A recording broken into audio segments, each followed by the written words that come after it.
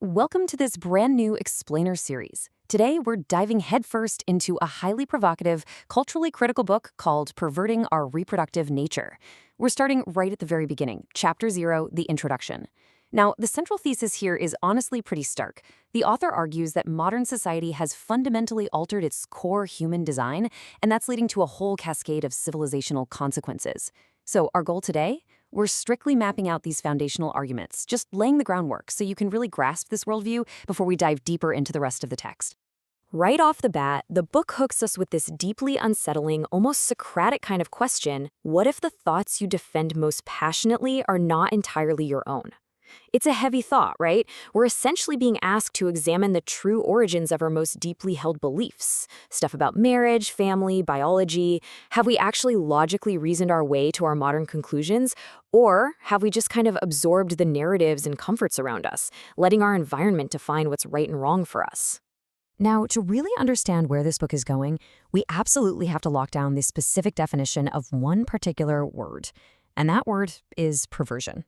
In this specific context, the author defines it as taking what was designed for a purpose and bending it away from that intent, basically using a thing in opposition to its original purpose.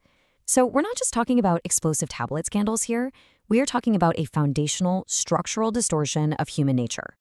Here's our roadmap for unpacking today's chapter. We're going to cover 1. Invisible culture and perversion. 2. The trap of chronological snobbery. 3. The question of human design. 4. Severing sex from consequence. 5. The fallout of the experiment. And finally, number 6, preparing for the journey. Let's jump right into section 1, invisible culture and perversion. The text maps out this progression of perversion, and it's described as a really incremental slide. It always starts as just a simple, small deviation. But over time, through repeated exposure and quiet little compromises, well, that deviation becomes a habit. Then, as more and more people adopt it, it transforms into a full-blown cultural norm, and finally, the original intent is totally obscured. The corruption actually gets defended as progress, and boom, it becomes a doctrine. The author argues that this exact sequence is playing out in real time right now in our rapidly changing culture. This actually brings us to a really powerful metaphor from the text. Like a fish unaware of the toxins in its water, we rarely recognize corruption while we are immersed in it. Think about that. Just like a fish doesn't realize its water is toxic, we rarely recognize cultural corruption because we are just completely swimming in it. These cultural changes, they seep into the air until they're virtually invisible to us. And the book points out that by the time the damage is finally obvious, our instincts have already been profoundly reshaped. Moving right along to section 2, the trap of chronological snobbery. Borrowing a brilliant concept from C.S. Lewis, the text highlights this idea of chronological snobbery.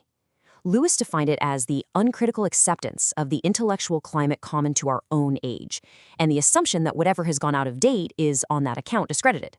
Basically, it's this blind belief that whatever is new must automatically be superior, and whatever is old must be ignorant or irrelevant.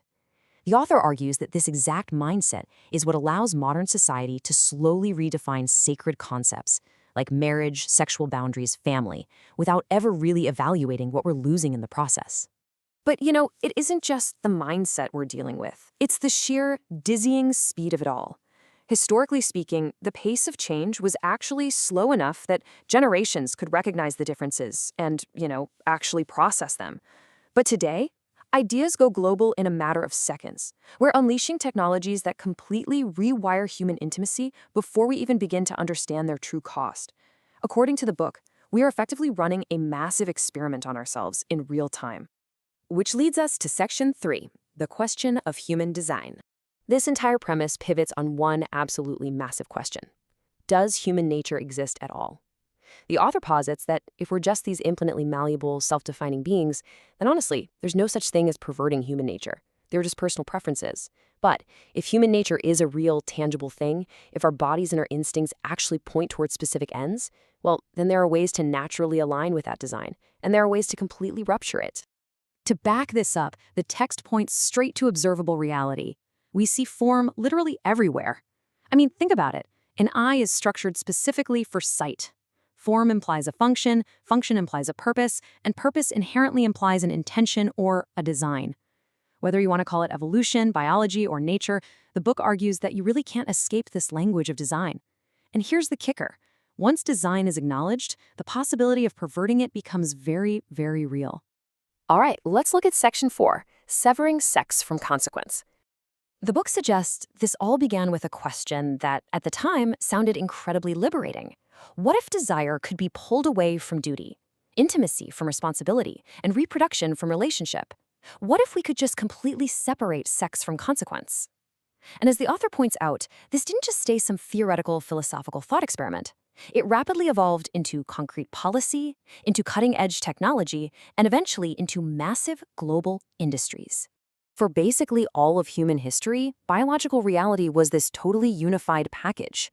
Sex, bonding, and the consequence of reproduction were inextricably linked. You couldn't really have one without the others. But modern technology has systematically severed those elements. Birth control offered freedom without fertility. Pornography promised pleasure without partnership. Dating apps gave us connection without commitment. The text describes these as massive civilizational experiments, all being carried out right in our own bedrooms and minds. That brings us to Section 5, the fallout of the experiment. The core argument the author makes here is that the grand promises of this revolution have allegedly failed to actually deliver human flourishing. Let's look at the breakdown.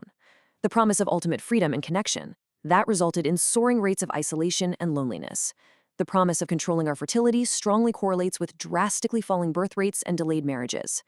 And that big promise of liberation from biology, well, the book claims it's left us deeply untethered, producing an entire generation battling anxiety and profound confusion about sex, identity, and honestly, what it even means to be human. And the book takes a pretty cynical view of this aftermath, pointing out that cultural confusion is actually highly profitable. Think about it. Corporations are perfectly positioned to monetize our loneliness. Digital platforms use algorithms to monetize our unmoored desires. Entire industries are literally built to monetize our relational fragmentation. The author's takeaway is that when we reject our inherent design, we don't actually become truly free. We just become highly manipulable consumers. Finally, we arrive at Section 6, Preparing for the Journey. This overarching thesis really sets the stage for our entire explainer series on this book. When a civilization forgets what it was built upon, the foundation wears down piece by piece. The underlying claim we'll be exploring is that autonomy has replaced accountability, desire has replaced design, and self-definition has completely replaced inherited identity. The text argues that the West once stood on a firm foundation that understood human life as intentional and sex as meaningful. But today we're living in the tremors of that exact foundation eroding. Which brings us to our final thought for today. The premise is officially laid out. Perversion is incremental, design is real, and we have technologically and culturally severed ourselves from it. So, the absolute crucial question as we prepare to move into Chapter 1 of the source material is this. If humanity has truly severed itself from its own foundational design, what happens when the foundation finally cracks? It's a super heavy question, and it's exactly what we're going to explore in the next part of this series. Thanks so much for joining me for this explainer, and remember to keep questioning the world around you.